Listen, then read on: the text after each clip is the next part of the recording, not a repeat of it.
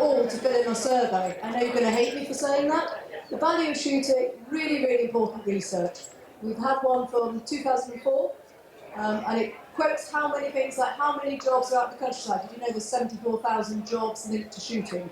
There's 2.5 billion spent in the countryside due to shooting. 16,000 days are spent on conservation and 2.5 million on conservation. That's what we got in 2004, and what we need you to do is to fill in that information in that survey and actually help us get the data for economic, social and environmental well-being. Is it fair to say, you're talking about the PASC report, aren't you? Is it fair to say that this report, which we have been using in the fight for shooting in the media for nearly 20 years, that we were always a little bit nervous about redoing it in case the numbers weren't quite so good? Is that fair or not fair? Well, everybody's nervous about what year we choose, having had 2 years of COVID and on a really nasty year we're going into due to bird flu. Hopefully we have a window of opportunity. Yes, you can always be nervous that perhaps we won't be doing 2.5 billion into shooting, but perhaps we're going to be doing 5 billion in economic terms. Perhaps we're going to be doing more conservation. And actually what we're now picking up is the third element of sustainability, which is also social. And I think a lot of you, and certainly myself in the last 2 years, shooting has been so important for my own mental health. And so actually I think some of the figures will look good, some won't. But what's important is we've got accurate figures to fight politicians and to put our case forward. I mean, the one number we know is that more people have shotgun and rifle certificates, firearm certificates now than they did in 2004, don't we? So we can hope that they will be spending a bit more cash on it. Well, we can, and it's not all about the cash. I mean, the cash is important, but for me, I run the conservation team at BASC, and also it's really important to have the environment side and the social. So it's the three sides of sustainability. So really, really important to have all of those sides. The social side has never worked in government, and yes, yet to people like us who shoot, the social side is, as you say, the kind of third leg of the stool, isn't it? So how do we make that point once you've got the research you want, and if we hope that it says the things we wanted to say, how do you make the point that society is important? Well, I think that's for us to put for you alongside. I mean, this research is with 24 other organisations, I should say, before anybody around there represents anybody else. That's for us as your organisations to raise how important the mental health is, the exercise you take, the social connectivity that we all want in the countryside. And that's for us to put it there, but we need your help, basically, to get the information.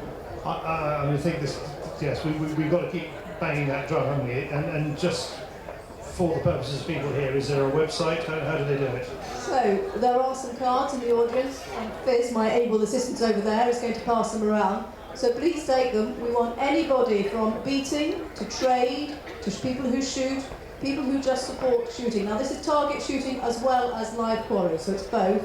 Please fill it in. Now this link is available for 1 week only, and then what will be happening is all your membership organisations will be sending you a link for you to fill in. Please only fill it in once. We only want the data once. Please encourage everybody you know, friends and family who are members of all the different organisations, all 24 of them, to fill in that form and give us as much information as possible. Last time we got 16,000 responses. We'd love to get to 20,000 this time. Now, going back to how to deploy this, the economic side has always been the one we've had, and it's the one that works with government, isn't it? Is that fair to say? So economic definitely works. 2.5 billion into the economy is nothing to be sneezed at, and I am sure it's going to be higher this time because in the last 10 years shooting has increased in its size. But for me also, the really important triggers now are the sustainability, so it is also the environment. So the more we can show what we're doing for the environment and for sustainability, the better on social side as well. So I think all three will work. No, I think all three are important to us. The trouble is we're beginning to get a kind of governmental language for sustainability, aren't we? I just don't feel we have that language yet for society.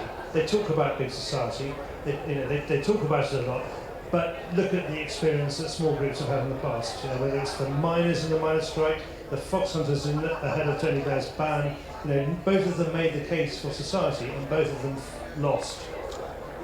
Yes, that's pretty tough when you hear it like that. But I do think the last 2 years has really shown how important social is. And I think the reality is connecting with the countryside in the way you wish to connect with the countryside is important, and we've just got to keep pushing that drum. And to me also the environment, we're in a biodiversity crisis, that's all you ever hear about. I have to say I see an awful lot of wildlife when I go out on shoots, and we are there. I mean, you get 50% more songbirds where there's a shoot. I mean, that's no mean figure to be looking at. So we have it to deliver. Our job is for you to give the information and for us to really bang that drum and deliver the message through political and press and media and everything.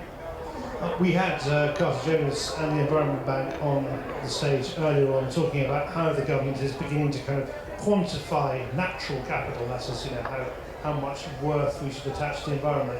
And they did some crystal ball gazing, and they reckon that there is a future for quantifying social value too.